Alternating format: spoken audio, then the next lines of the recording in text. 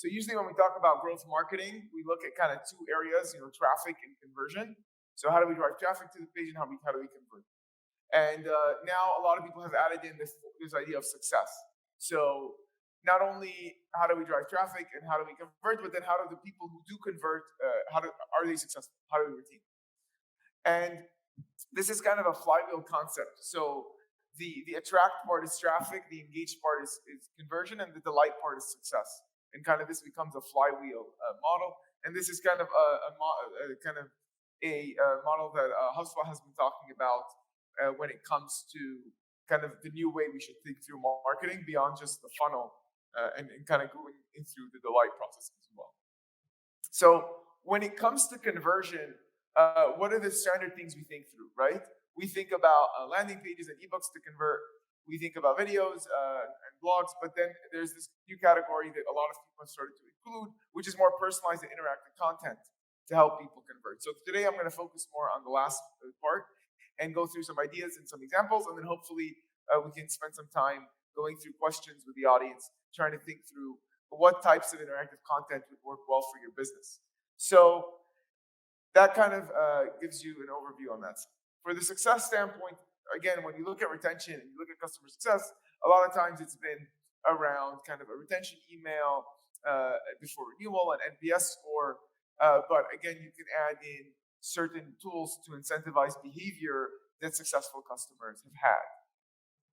So let's kind of go dive deeper. This is kind of a picture which is kind of signals kind of a guy going on a date. I know the previous speaker also talked about dating, but there are a lot of similarities. And so here you can see where the guy's basically talking the whole date and the girl isn't really enjoying it, right? And so some of you are smiling. I think some of you have maybe been in this situation before. And the idea is that if you're just talking all the time, it's not a great experience, right? You want to personalize it, you want to interact, and so the more we can do that in our marketing, the better we'd be able to communicate because of that interaction. It allows you to better personalize things. So let's go into some examples. Amazon, I'm only going to spend a few seconds on because you guys have heard this too many times. But obviously, they personalize the recommendations they give you, right? If you buy a certain product, like a torch, or they might say you should buy the batteries for it. If you buy something, they'll tell you what to buy with it. And these are the types of recommendations that are much more personalized that they've been doing for a long time, and that's been one of the key drivers of Amazon's success, to personalize the recommendations. So the content they give you isn't served generic, but it is personalized. All right, has anyone taken the marketing grader on Hubspot? They launched this a long time ago, like 07, 08, maybe. And then it did really well for them and became kind of their main source of revenue or leads. And what the key thing that they did was basically you'd put in your website and you'd give in your email, and just from that information, they would scan through the HTML on your site and give you recommendations on what you can do to improve your SEO, and they'd give you recommendations on what you can do to improve your social media. And these recommendations were specific to your website. And then they said, oh, by the way, HubSpot can help fill in this gap by, this is how we help with SEO, this is how we help with social. And so that was like such a great driver for them. They actually launched a whole team to help build more of these tools, and they have now a whole category of them. So it's a really cool example and successful use case. All right, Ikea. Ikea built an app again. So when you're looking at mobile purchases or online purchases, you want to see how products look in the context of your home. So basically, they don't just show you the product, but they show you how the product fits in within the context of your specific apartment or home or unit. So you can see how it fits in with your location with an augmented reality app. And so you can kind of see how the couch would look in that setting. All right, Nike. So Nike has been doing this for over a decade, where they noticed that digital was going to be a key component of their strategy, and they went beyond the standard, we're just going to focus on selling shoes, which they've done for a long time. But now they said, how can we incorporate the digital component into it? And so they looked at this journey that customers have post-buying shoes, and they looked at the experiences and the types of things that people do, right? They run, they compete, they meet up with other people. And so they created these apps that they provided for free for everyone. So you didn't need to authenticate that you bought a Nike shoe. They just provided the app for free for everyone to show you a leaderboard, to show you the runs that you've had, to keep track of what you've been doing, to help motivate you, to create competitions. So they created these apps that some of you might have. I know many companies start doing this where teams compete over like for a month who can run more, who can have more steps. These are kind of things that do well. And Nike, the reason why Nike provides these for free for everyone is they want to associate their brand with athletics, with sports, and they're not going to just force you to authenticate.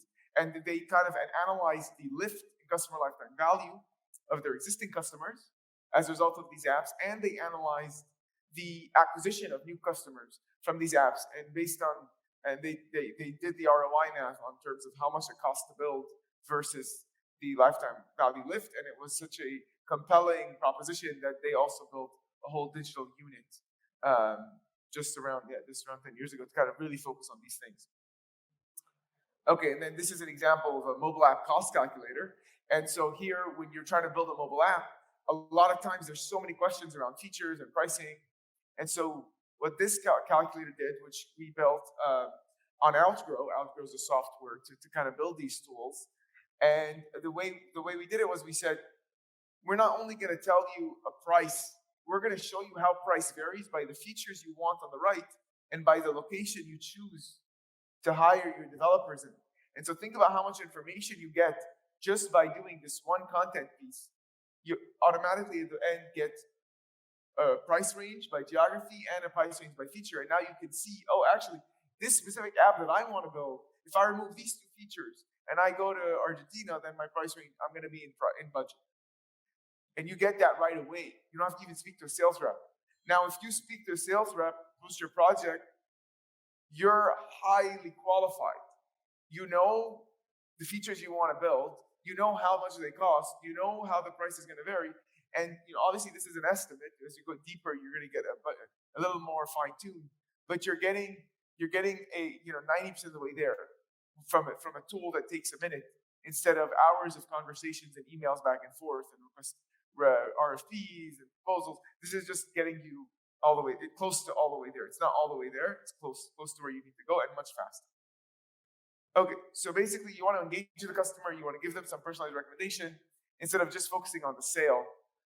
It's about how do you personalize the content and how do you build that trust. And then once the trust is built, if it's relevant, if the time is there, then they'll convert. So the most common question after I talk about these things is how do you build these things? And so some people will use an in-house team, some people outsource, or some people will use a SaaS tool like Outgrow. I'm part of the Outgrow team, so that's kind of what we spend a lot of time doing is we have software to help people build these tools. So I'm kind of biased. I think that's the easiest and fastest way to do it. But any of these options can work. It really just depends on your business and your team and what you have on staff. And it's kind of an easy thing for you to start exploring and kind of experimenting with. So I'll be going through ideas with everyone, with the audience. We'll spend a decent amount of time on ideas so I can interact with the audience similar to I'm talking about interaction and do the things I'm talking about. But just as a general how to come up with ideas concept, the first thing we always like to do is look at the sales team, look at the customer support team, and they already know what questions people have.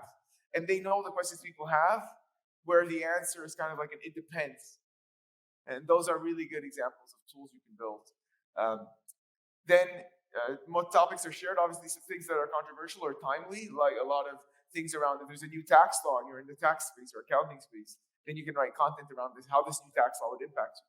A new insurance bill, how the new health insurance would impact you. All these things would be interesting and useful. And then for success, a lot of times there's certain behaviors that tend to be more successful or that your most successful customers do. And so you can incentivize them by doing in whatever way that makes sense for your business. So Uber will give you like a badge for certain drivers if they give you refreshments or something. And so then that badge is an incentive for drivers to do more of that. And then Airbnb does that as well. So there's certain behaviors that you want to incentivize. You can give some sort of reward for it and personalize for the student. Kind of, it might be the location, it might be the business, it might be the need, it might be the customer. Okay. So if you want ideas, you can email us and we can give you some personalized ideas for your business. I'm also going to be trying to do as many as I can with the time that I have right now to kind of go through each table and try to, or as many tables as we can, to kind of see, okay, what have I seen successful in your industry or your types of companies for such cool tools that we've built or that we've seen built, and how that would work out. But you're also welcome to email us. So I guess to start with, we can kind of choose a table, or anyone who's comfortable sharing their business or their industry. And if you want to know or hear kind of things I've seen work, I can do my best to help out. So who has the microphone box? Does anyone on this table want to say their industry? Automotive. Automotive? Okay, cool. So just to get a bit deeper, you guys it's a dealership, or is it like, what's exactly do you guys do? Yeah, a dealership. Dealership? Yeah. Okay, and so you basically sell cars and you service them. And is it certain types, like electric or combustion engine, Hyundai or Toyota, high end, low end? All of the above. All of the above. Okay, cool. Yeah, so automotive is a really cool example, because there have been entire companies built off this tool. So TrueCar is a company where their entire business is built off building a tool that gives you a price estimate on a car. But a couple of examples that we've seen work with car companies would start with a recommendation tool. So like how many people in your family, the length of your drive, the things that you care about, and then you can recommend the car. So a lot of times people would be like, oh, you have a long commute, it's mostly highway, you can get one of the cars that have really good driverless features, like a Tesla or one of the GM cars that might have a cruise on it, and so you can give that recommendation. Okay, you have a bunch of kids, you probably need a 3-row SUV or a van, this is the recommendation. So you can give personalized recommendations, and then at the end, when you recommend the car, the call to action can be to either schedule a meeting with a dealer or to schedule a call or to buy. So that would be a very common flow that we've seen. Then I don't know how your dealerships work. Dealerships usually have a lot of negotiation. So the thing that TrueCar did with their tool was they said, oh, we're going to take out the negotiation part and we're going to give you a fair price upfront. A lot of dealers don't like to do that, but if you're comfortable with that, for certain models, you could do a calculator where you kind of say, take out the negotiation part, and you give them the full price quote right there. So they express interest, and then if you want to give them a price quote, you can. That's something that obviously some dealers are more or less comfortable with, depending on the situation. But the dealers that work with TrueCar do prove that, because TrueCar can give a final rate. Then there's a lot of things around servicing the car. So how often should you service the car? Based on when you bought it, your mileage, you can put in the calculator around that and say, okay, you need to service at this state, and then you can give smart recommendations or smart results where you say, okay, you need an oil change in 2 months. If you come to our dealership, here's a $25 coupon or something like that. So you do service-oriented content to engage with people, because usually if you've sold the car, you already have their email. So then you can email them something like that, and then recommend certain services that are most relevant for that type of vehicle. And then you can also get a sense of how much mileage they're using up, because some people drive a lot more than others, and so you get that sense. Those are kind of a couple use cases. Yeah, great. Do you want the box? Or do you want to just try yelling?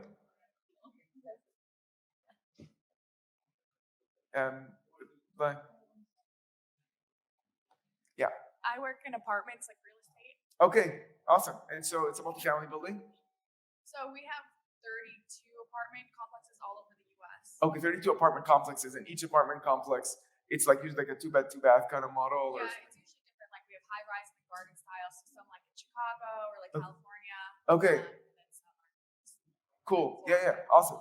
Yeah, so that's a really another kind of these are two very common use cases, and this is a great one as well. So when it comes to apartment buildings, the first thing that people will do is a lot of companies will do is kind of like you're moving to a new city or you're moving apartments, and you create a content piece around that.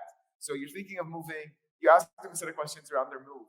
So I'm moving because I changed jobs and I want something close to my job. I'm moving because whatever, my kids graduated college. So they give you a sense of information of what happened. And then you ask them a set of questions based on, okay, so you're moving because you changed jobs. Okay, so where's your job? Okay, and then where do your kids go to school? And then what are the things that matter to you? You might want a certain view, right? So you say, okay, well, we have a high rise, we're on this floor, so we have apartments with this view. And then based on the number of kids you have, you probably need, our 3-bed, 3-bath or something like that.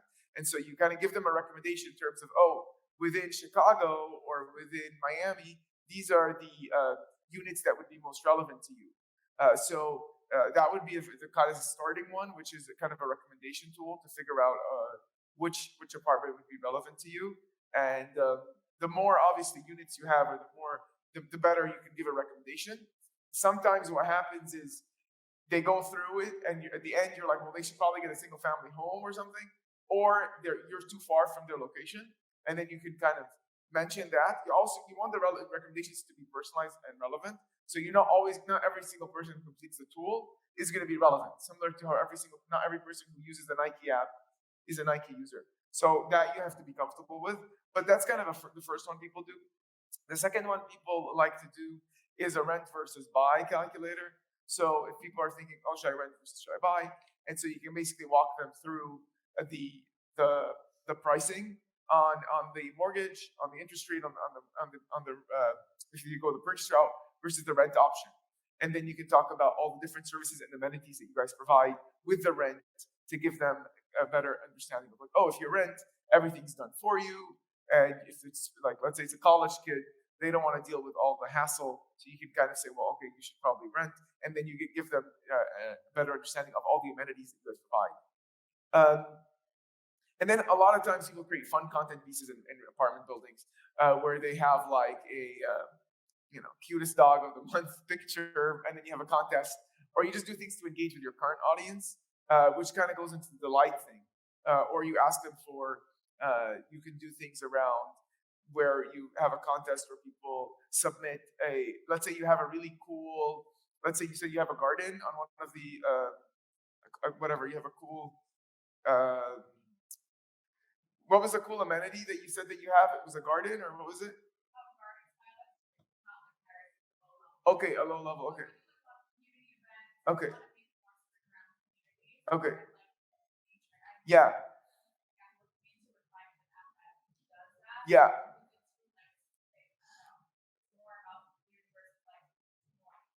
Yeah.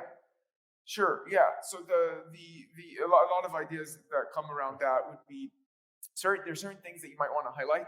So let's say you have a cool community event or a cool gym, and so you can have people, if people post to Instagram with that hashtag with a certain hashtag, then you have a contest, and they win an Amazon gift card. So we've seen a lot of people do that to help not only encourage them to take pictures and share it, but also it kind of promotes the brand, promotes the word.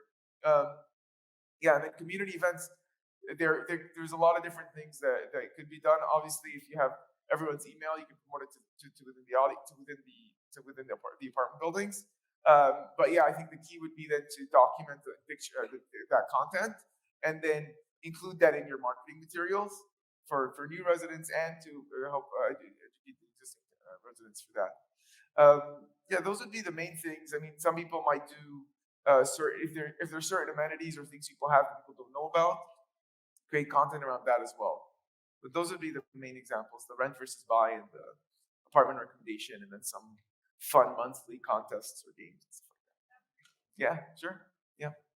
So we're at FinTech in the banking industry, and basically our niche market is the Hispanic market. And for a lot of them, we open accounts regardless of their immigration status.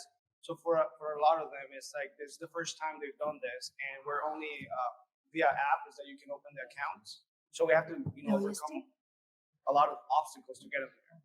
Yeah, great. That's interesting. So I would say the first thing I would do in your use case would be to think through, okay, so you have a certain type of population that you're targeting. So you say, okay, we're targeting, you said Hispanics. They could be documented or undocumented. Okay, and then your question is around, you're providing them with kind of standard banking services. So it would be maybe a small line of credit or a credit card, a debit card, a bank account. Those are the main things you'd be providing. Your regular bank, Western Union, MoneyGram, all into one. So, okay. so So we you do also- we do everything in one, not just banking. That's just Okay, so you part also of it. do money transmission. Yeah. And the money transmissions, you also do remit payments back home? Yeah, it's all to 18 countries, and then we do top up of phones, so prepaid phones. A lot of people in Latin America, they are on prepaid phones, so you can put money from the U.S. Let's say you have a relative in Mexico, you can put minutes into your mom's phone. Okay, so most of your customers are in the US, but they have family abroad. That's right. Yeah. So it's a really interesting kind of question. So let's think through a couple interesting ideas for that. So the first might be estimate how much you're paying in transfer fees for international transactions. So then you can basically tell them, okay, usually let's say you're sending $200 a month, okay, and you're doing it over the course of the year, and you're using a certain software. So you can basically walk them through how much it's costing you for the transfer fees, and then you can walk them through on the exchange fees because they're going to send it in the local currency. So you can say, okay, well, usually if your current system is charging you, 1% per transaction plus a $10 transaction fee, which sounds really good, but then on the exchange rate, they're charging you 4%. Right. On our standpoint, we charge 1.8 on the exchange rate, and then you can show them how that impacts their actual transfers. So that would be the first thing I would do is basically give them a sense of how much they're actually spending, both from a transaction standpoint and an exchange standpoint, and then how much they would save if they use your tool. The second thing I would do would be to see what types of searches they're commonly using. So if they, it's like undocumented bank account or something like that, you can basically walk them through the process or, what are the advantages of getting an actual bank account, even if you're undocumented, or what is the advantage of getting your first bank account?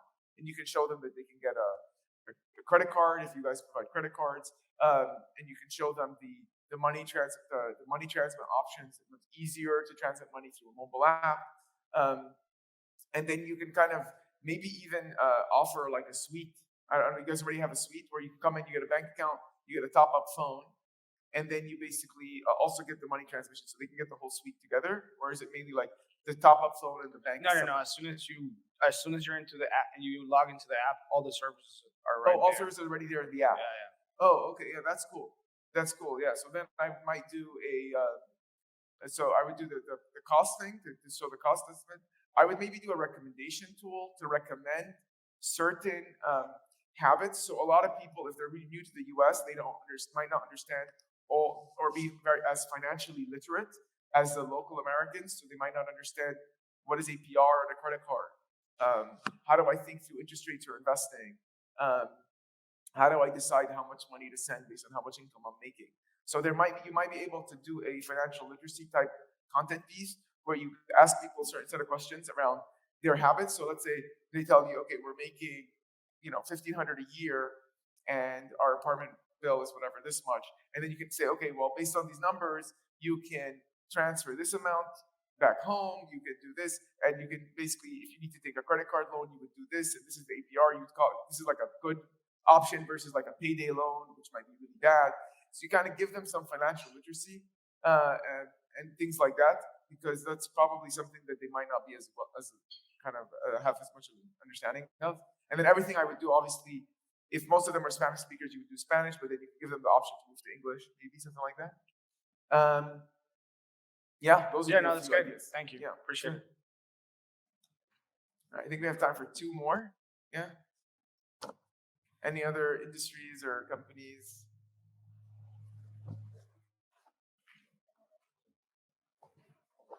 Hi, I work for a Metro Chamber of Commerce, so we cover most of the population of Idaho.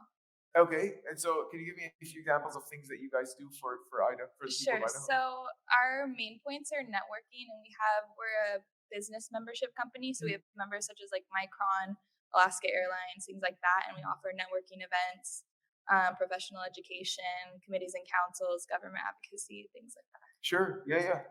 Okay, so and most of the people there are doing it to meet other business people and maybe learn a bit about the business, about like things they might learn about certain industries or things they might be struggling with, right?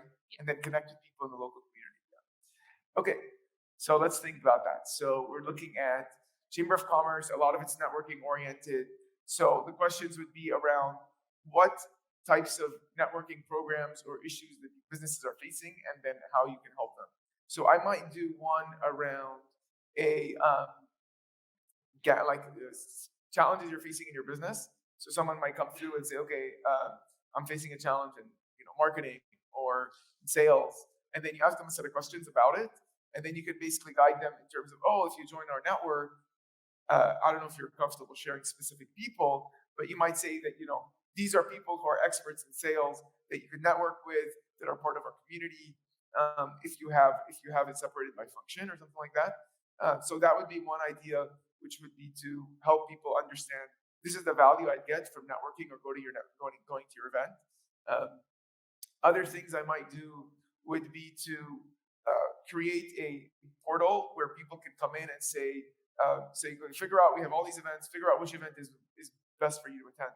So if you have a speaker coming in from Alaska Airlines or something, and they're talking about a video campaign that they ran or some marketing campaign, if there's a speech, then you can ask other questions and see if that talk would be relevant to them. You can basically highlight which specific events are most relevant for someone coming in, and you can have different offers for them. So someone comes in and they're new, they have no understanding of what you do. You might say, okay, well, we have our first event complimentary or discounted rate before you sign up as a member, so you can get a taste of the Chamber of Commerce and what we do and how our network events run. And then after that, if you sign up after the event, you get some rate, some exclusive rate for after attending the first event to become a member. And so you basically show the value, and you give them recommendations in terms of, these are the events that actually make sense for me to join. Other things that might be relevant, I would say a lot of times when people are searching for events, they are looking on Eventbrite and Meetup and things like that. And Google now has kind of an events tab as well. So if you're posting the events there, and then you're trying to, you highlight the value prop on your website, you highlight the value proposition on the events, and then you create these either panel recommendation tools, networking event recommendation tools, that would work well. The last one that might make sense is if you have certain referral programs. So a lot of times when people go to networking events, it's to promote other affiliates, or to get an affiliate or someone to. So you might be in mortgage and you get a real estate person to refer you business, and so you can basically ask them, how do you generate? You ask them a set of questions around how you're currently generating your business, and they say, oh, I'm generating a lot of business referral through business referrals. So then you can say, oh, okay, what's the average number of what's the average number of referrals you get per person that that becomes either your affiliate or partner? And then you can highlight that, oh, in the first year, we expect you to get 3 new sources of referrals in our program because you're in real estate and we have 2 mortgage brokers and 1 home insurance person or something like that. And then you could show them that this is how much value they could generate by joining the networking program. They could meet people who could refer them business, and this is how they would refer. That's a bit harder to build because you really need to know the numbers and the people, but you could give more generic things to say, oh, we have people in these areas, and as you network, you can help drive more traffic to your business. Okay, and my time's up. All right, well, thanks a lot. Sorry I couldn't get to everyone, but appreciate your time.